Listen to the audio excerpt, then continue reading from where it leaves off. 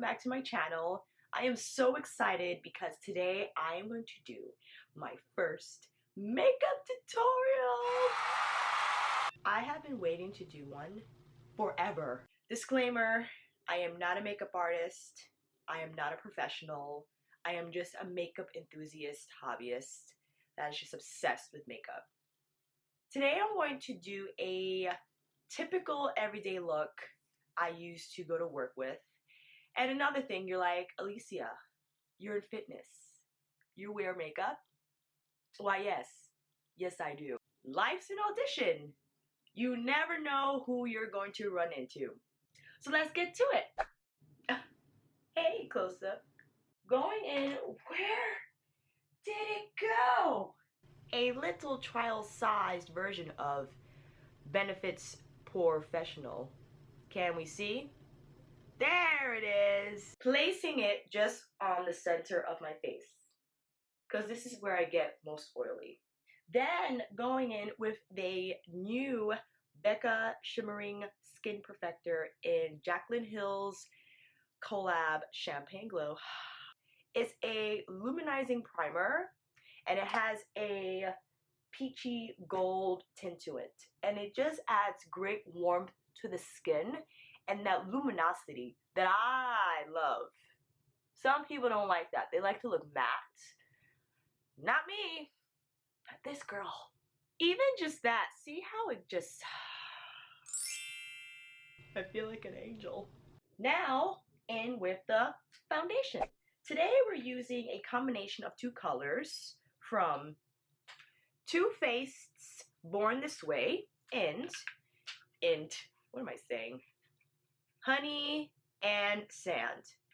I'm taking a half pump each because this stuff goes a long way. My trusty beauty blender that's been loved, as you see. Taking a couple of dabs and starting with the center of my face. I am combination oily, or maybe I am normal combination. I really don't know. It changes. You know how skin has a mind of its own. It can never decide what it wants to do, like us as people.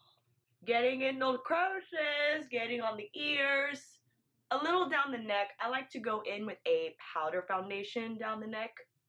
Yes, we're using like 3 foundations. Yes, I did say I worked in fitness. All right. Moving into concealer. You guessed it. We're using 2. One I use for my dark circles, using the NARS Creamy Radiant Creamy Concealer in the shade Honey. And I just take a couple of dots, inner corner, just there, because that's where I am the darkest. Going in with the Maybelline Age Rewind Dark Circle Eraser Concealer. I love this concealer. It's from the drugstore. In the shade Neutralizer. And using this as my highlight. So yeah, it's not going on my dark circles per se, but the color is perfect to add some light to these areas. Oh, look at that. It looks like so tribal. Now we're going to blend all this out with our good old trusty beauty blender. Some people feel a certain way about beauty blenders, like they should only be used when applying drag makeup. You know, super high glam on the daily requires a beauty blender. In, out, in. So we evenly distribute the product so it won't migrate just in one direction. So it looks even and it stays uneven throughout the day. And this takes time. Take your time. You know, you gotta just be patient when applying your concealer. So let's set this bad boy. Going in with Sisley Paris's Loose Face Powder. I'm gonna tell you right now, this powder is way too expensive. I shouldn't have gotten it. You have those weak moments in life where you're in the department store, you try something on, and you have to get it. I didn't have to get it. I will find a dupe for this. Please don't go see how much it is. You will judge me for the rest of your life. Dipping into it with my damp beauty blender. I'm taking that much and I press it. Oh, I missed a couple of spots. When it comes to the inner corner, I just use my finger because it melts the product in well with the body heat, you know? The wider portions I think are great with the beauty blender. And you're like, Alicia, this is so extra. I have to press in my loose powder this way, or else my mascara drops down during the day. It's so annoying. I like to get the corners of the nose because we'll get so greasy. Wonderful. Who looks crazy? I'm gonna let that sit for a little while. And going in to set the rest of my face, Chanel's Perfection Lumiere. In the shade, where is the shade? 60 Beige. I use this because this bulletproofs my foundation. Swirl in top and just get in on the rest of my face that I didn't set with the loose powder.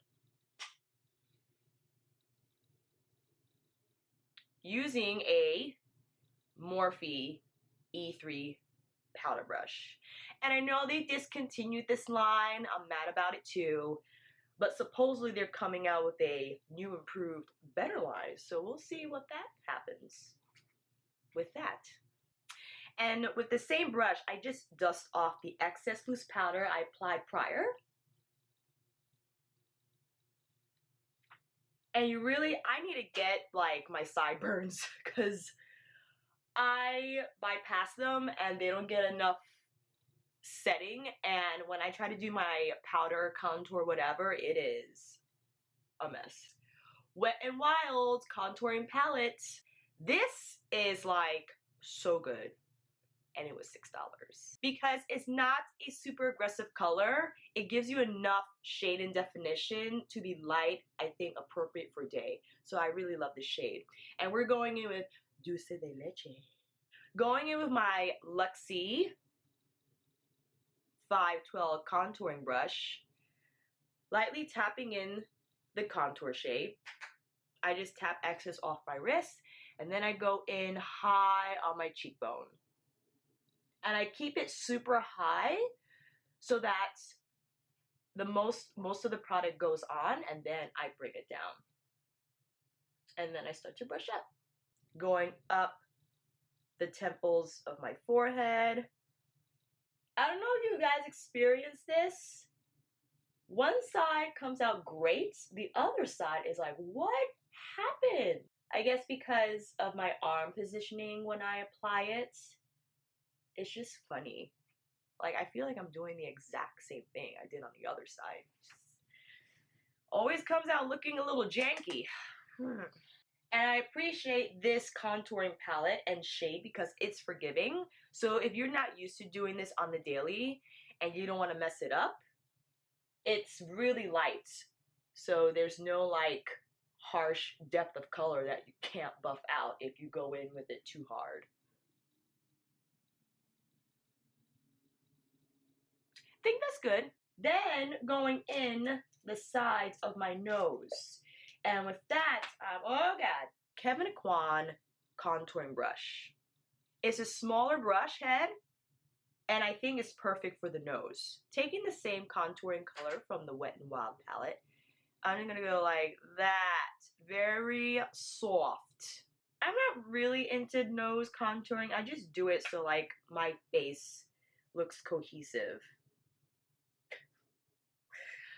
Weird arm positioning. What's happening?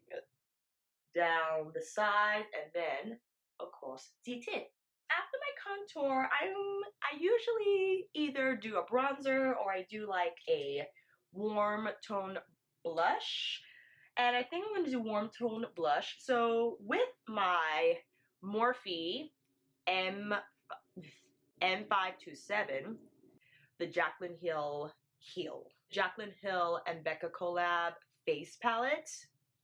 Anything limited edition just gets me. Like, I have to get it or else I'll never be able to get it again. That's the dialogue that happens about these things. Morphe going in with the color Amaretto. Lightly tapping, because this stuff is like pigmented as cray. And lightly over my contour, I just go in that same area just to add in some warmth.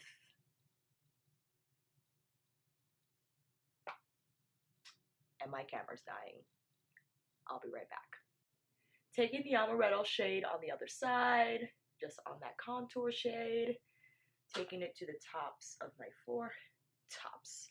Like I have several tops on one forehead. Chin, dusting it on the jawline. Kind of serves as a bronzer shade, a little bit. Going in with a Morphe E4 brush.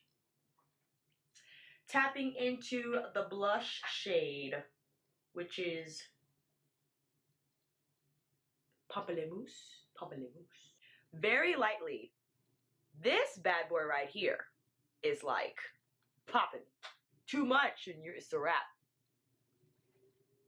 Blush face. Take it like right on top of my Amaretto shade. Probably put a little too much, but that's okay. I definitely put too much on this side. We're gonna fix that. But first though, I'm gonna go in with my Too Faced Mr. Right brush. It's like a tapered all-purpose brush. I love it because I love how it like, you just press on the apples of your cheek and it distributes product nicely. Going in with the Rose Spritz shade, and this is like a blush topper, so it has some shimmer in it, but it has a really nice glow. And I love blush. I love to put it on the apples of my cheeks. Some people just like to put it on high, and I think if you're doing like a super glam look, that makes sense because you want that contour to really pop and you don't want the blush to just kind of take it away. If you put too much product on one side, you just take the powder brush that you used, and we used our Morphe E3, and just buff it out and just upward circles very lightly. You know, if that fails, then we'll just have to put on more on the other side. I totally screwed up, and I was supposed to put my highlighter on first, or not supposed to. I like to put it on first and then my blush, so it just kind of like works together. But we're gonna put on the highlighter anyway. Taking a fan brush, this is our Morphe M5310. And I'm combining Champagne Pop and Prosecco Pop together. And just taking that, whoa! You know what? Too much glow never hurt anyone. Tops of my cheekbones and over, I like to hit this section. That's so glowy! I love it. Taking Prosecco Pop just on the tip of my nose. And taking the two shades again together on the top palette. So good. And I'm just going to, with no product on the fan brush, or maybe there was product on there, because it looks a lot more glowy now. If that happens, I just take my powder brush and buff. When in doubt, buff it out. Really melts all the powders back into the skin and kind of just makes it cohesive. And everything blends nicely together.